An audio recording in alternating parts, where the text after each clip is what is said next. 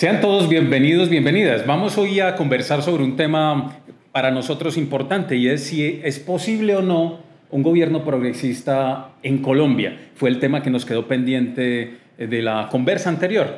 Yanni, ¿ha existido en Colombia un gobierno progresista? Alfonso, yo creo que la respuesta debe ser no, y basados en que pues, antes de la Constitución del 91 tuvimos por un largo tiempo un Frente Nacional que después de la Constitución del 91 continuó. Puede que hayan emergido muchos partidos políticos, pero la lógica, digamos, política ha sido la misma. La lógica política a nivel económico y a nivel social ha sido siempre la misma. De pronto el discurso ha sido un poco más garantista en cuanto al Partido Liberal, pero en la práctica, si uno ve en los aspectos económicos, ha sido más nefasto en sus políticas que llevan indefectiblemente a que si económicamente tienes políticas neoliberales, pues en el ámbito social claramente hay incrementos de pobreza y deficiencia en derechos, en garantías que están en la Constitución, pero que realmente son demagogia porque no se cumplen. Bien, eso es mirando un poco en retrospectiva, pero miremos por qué, cuáles serían las razones por las que hoy, en estos últimos 5 o 10 años, no hemos podido tener un gobierno progresista. Entonces ya sabemos que no, pero ¿por qué no lo hemos podido tener? Yo voy a aducir a dos aspectos, claramente. El primero es a la política que se ha implementado en Colombia desde los años 50 de guerra sucia y de enemigo interno. Y el enemigo interno no son solamente las insurgencias, porque ese es el más visible. El enemigo interno es todo el que esté en contra del statu quo. Entonces, de ahí que los partidos de izquierda, los partidos progresistas, sean vistos como enemigos y se ataquen como tal. Guerra sucia, asesinato de líderes, pues tuvimos el exterminio de un partido político como fue la Unión Patriótica de manera casi que completa de su militancia y liderazgo, y líderes mejor. Y otro de los factores también hay que decirlo, esto como haciendo una autocrítica, es el tema del dogmatismo que han manejado los partidos, que los ha llevado a que no haya unidad ni siquiera táctica para ir a elecciones. Entonces llegan divididos a elecciones y como la derecha siempre logra acuerdos de corruptelas, porque sus acuerdos son fáciles, porque es como dividir ministerios y corrupción. Entonces se torna más fácil que ideológicamente compaginar dos partidos políticos de izquierda. Esas pueden ser las razones. Sí, y además de lo que estás anotando de la guerra del enemigo interno, la aplicación de esa doctrina, que no solamente fue militar, sino que se extendió hacia la sociedad, hacia el mundo cotidiano, se normalizó también esa dinámica del enemigo.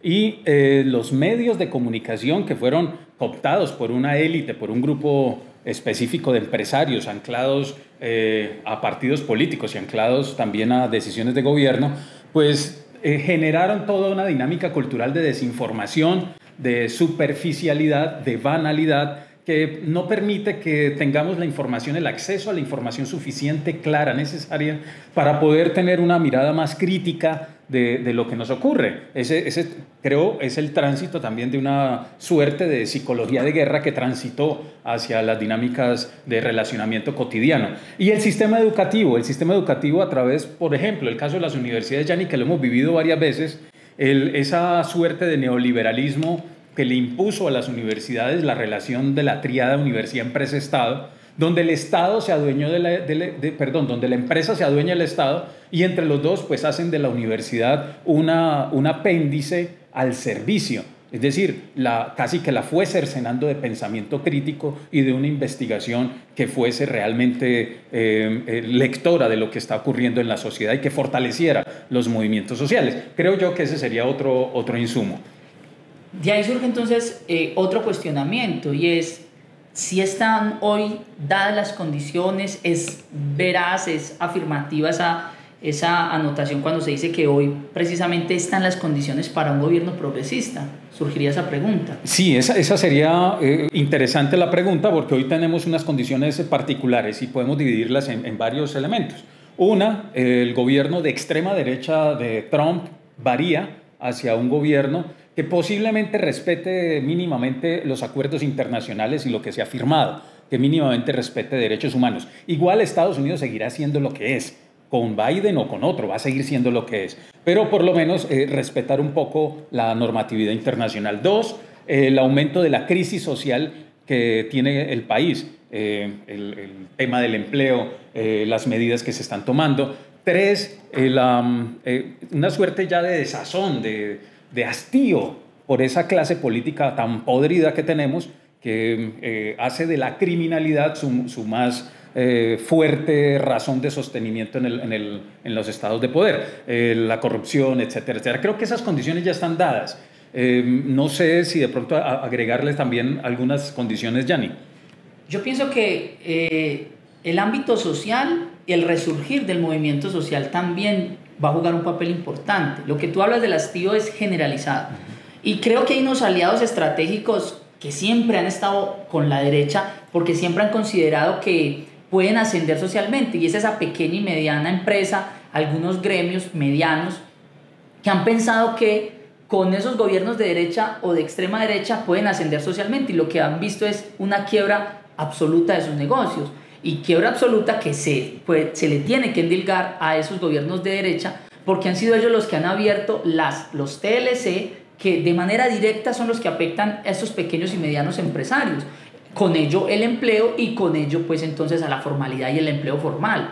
Entonces lo que viene son reforma laboral, reforma pensional, y eso es lo que lleva a esa que la gente estalle y tenga que buscar una alternativa, que sabe que no va a estar en un gobierno de derecha. Entonces es, digamos, el momento propicio para que pueda surgir un nuevo movimiento, una nueva expresión, que algunos ven en Gustavo Petro u otros candidatos que están ahí, pero que en todo caso será diferente a lo que ya viene estando ahí.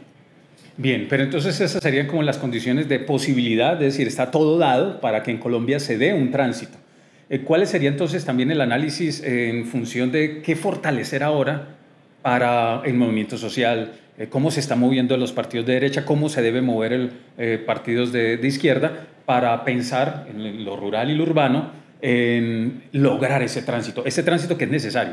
Porque es que uno lo que observa es que los movimientos rurales son los que están más organizados, son los que tienen estructura, son los que generan grandes movilizaciones. Pero ¿qué pasa en lo urbano? Lo urbano, pues hay unos movimientos fuertes, digamos estudiantiles, hay unos movimientos fuertes a nivel de profesores, a nivel de algunos sindicatos que todavía tienen, pero la mayoría de la sociedad no está organizada ni está siendo formada. Pues no me refiero a la formación académica, que también debe tener, pero me refiero a una formación política, no dogmática necesariamente, sino de entender su contexto, de entender por qué el neoliberalismo termina excluyéndolo de un montón de supuestos derechos que se deben tener.